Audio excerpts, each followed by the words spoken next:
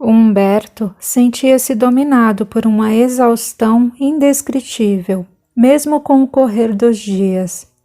Desde os últimos acontecimentos tão severos e o início daquelas sensações perturbadoras, ele esperava sentir, gradativamente, um alívio para tudo o que experimentava, mas isso não acontecia.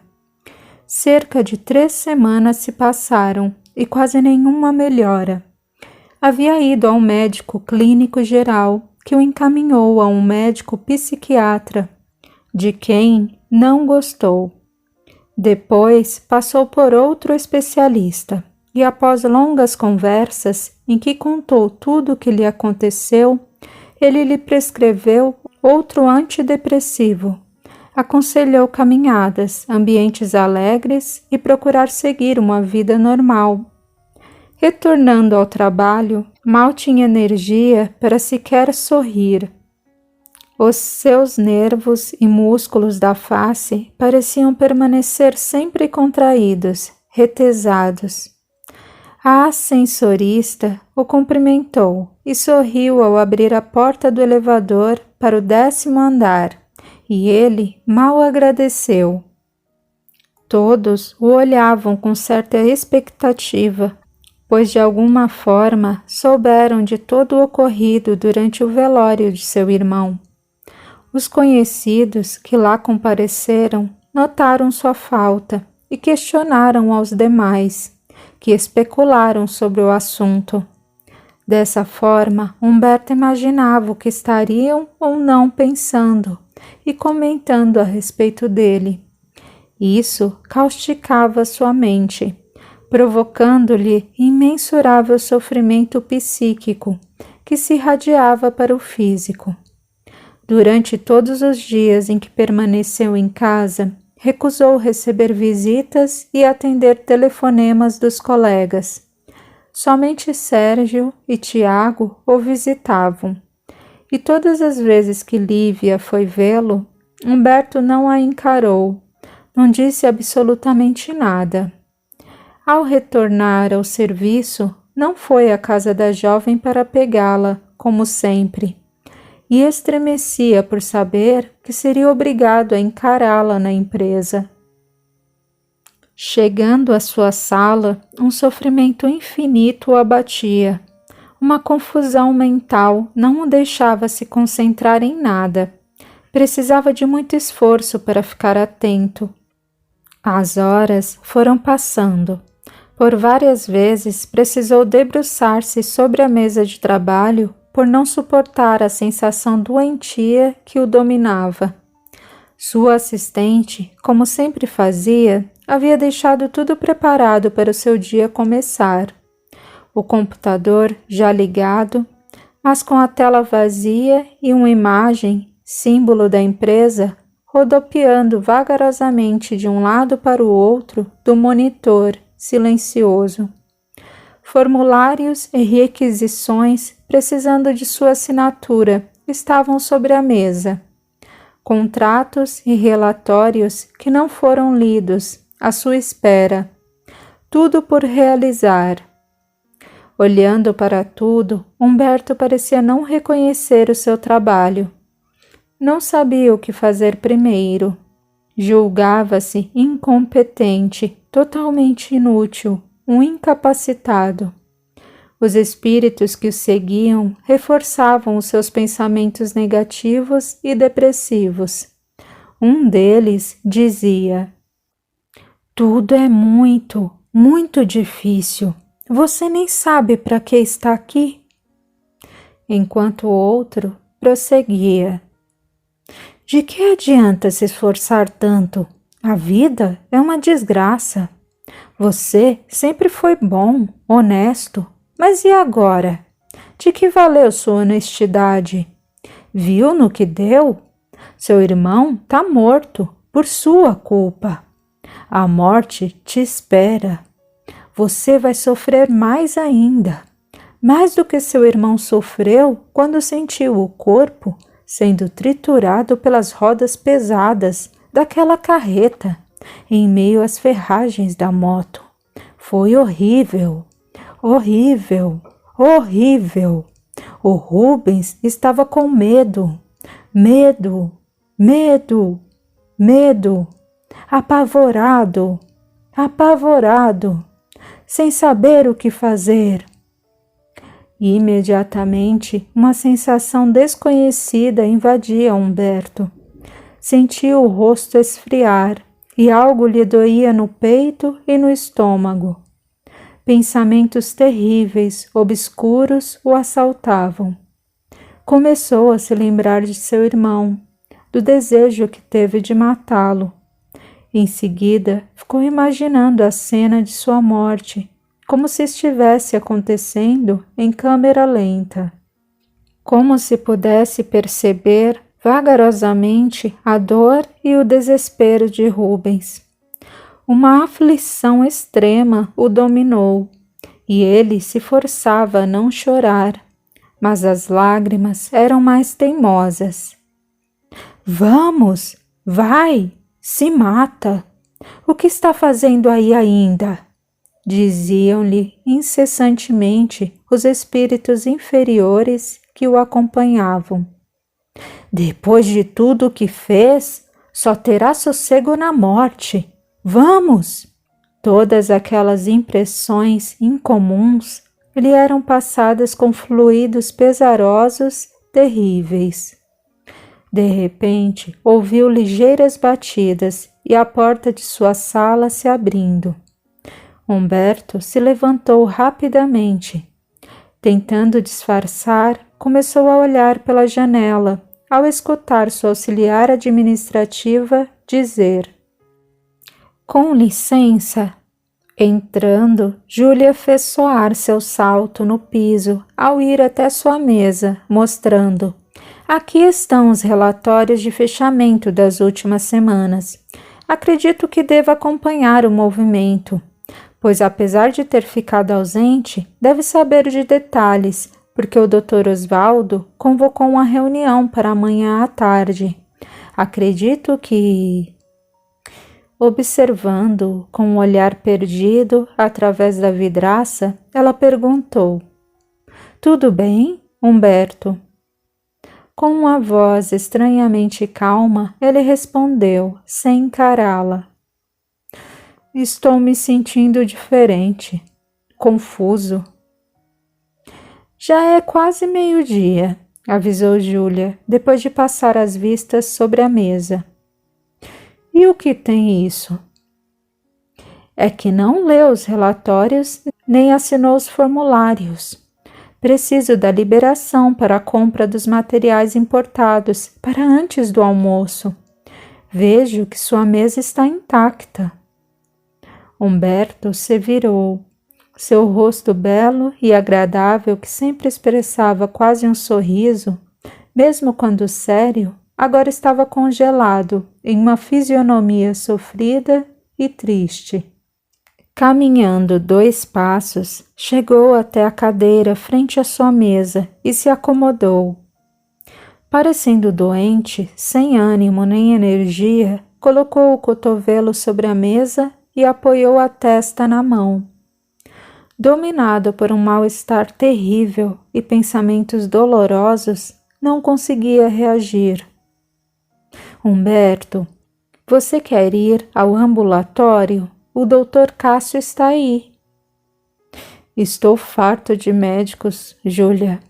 Os remédios não adiantam e a cada dia sinto-me pior." "O que você sente?" "Minha capacidade de concentração está reduzida. Não tenho ânimo para nada. É como se a vida e as coisas à minha volta tivessem perdido a cor, perdido o brilho. Nada tem graça. Estou sensível a tudo que vejo e ouço. Todas as situações à minha volta são desagradáveis e qualquer problema se potencializa, pois não me sinto capacitado para resolvê-lo." Júlia respirou fundo, puxou a cadeira em frente à mesa do diretor e se sentou, comentando: "Humberto, eu estive no velório do seu irmão. Soube através da Neide que você estava internado. Soube também o que ocorreu. Aliás, eu acompanhei todos os últimos acontecimentos da sua vida e posso ser sincera mesmo? Ele se jogou para trás. Largando-se no encosto da cadeira, acenou positivamente com a cabeça e Júlia continuou. Você estava confuso, em conflito antes de marcar o casamento. Chegou a comentar comigo que a Irene estava diferente nos últimos tempos e a ideia do noivado o aborrecia. Quando telefonava para ela, nas sextas-feiras, nunca a encontrava. Lembro porque era eu quem fazia as ligações para você. Depois, repentinamente, resolveu se casar com a Irene. Ao mesmo tempo, eu observei você e a Lívia e comentou comigo que ela queria ser transferida para o Rio porque queria terminar com o namorado. Vi vocês dois conversando no carro e eu percebi algo, Humberto. Breve pausa e falou. Desculpe-me comentar, mas eu não tive como não perceber. Ele estava calado. Sua fisionomia ostentava uma tristeza profunda e infinita. Com extrema dificuldade, perguntou. Todos perceberam? Dava para qualquer um perceber? Não, com certeza não. Eu estava mais perto de vocês, foi por isso. Eu não tenho nada com a Lívia, nunca tive. Eu acredito, e talvez seja por isso que esteja assim. O seu irmão e a sua namorada te traíram descaradamente. Eles foram dois safados. Pare com isso, Júlia, pediu, incomodado com o assunto. Talvez, experimentando um pouco de raiva do seu irmão e da Irene, vai fazer você se sentir melhor. Nada me faz sentir melhor. Quando vou ao centro espírita, como fiz semana passada, sinto uma pequena dose de alívio. Tenho um pouco de fé e esperança de sair desse estado horrível. Mas depois tudo passa. Não dá para descrever exatamente o que sinto. São sensações e sentimentos que nunca experimentei antes dessa forma. Tudo é muito intenso. Minha mente fica confusa e meus pensamentos são invadidos por um turbilhão de imagens, ideias ou acontecimentos horríveis. Junto com isso, uma sensação de pânico, um pavor terrível me domina. Começo a ter tremores e suor frio. Tenho a impressão de que vou desmaiar, de que vou morrer. Uma angústia imensa, junto a um pavor irracional, tomam conta de mim. À noite, tudo se intensifica. Quando durmo, o sono é agitado, ou então é extremamente pesado, mas não satisfaz. Tenho sonhos dos quais não me lembro detalhes, e acordo com o coração aos saltos, dor no peito, suando e tremendo. Há momento em que a dor na alma é tão intensa que eu não suporto. Então preciso chorar, sem até saber o porquê. Chorar alivia um pouco. Isso é síndrome do pânico? Um médico disse que é síndrome do pânico. Outro diz que é depressão. Teve outro ainda que disse que são as duas coisas. Há ainda um que deu o nome de outro tipo de transtorno psicológico. Em todo caso, fico apavorado em pensar que estou psicologicamente desequilibrado. Grande número de pessoas que ficam emocionalmente abaladas por acontecimentos desagradáveis ou estressantes experimentam um estado psicológico parecido com o seu. Eu preciso retomar a minha vida, Júlia, mas me sinto fraco, abalado, sensível a tudo e a todos. Não consigo nem organizar os meus pensamentos. Quando falo, só quero reclamar do que sinto. Como está a Lívia? Tem conversado com ela? Não, respondeu secamente. Você não a trouxe hoje? Tornou a secretária. Não. Desde quando tudo aconteceu? Humberto deteve as palavras. Sua voz embargou pelos fortes sentimentos tristes e indesejáveis.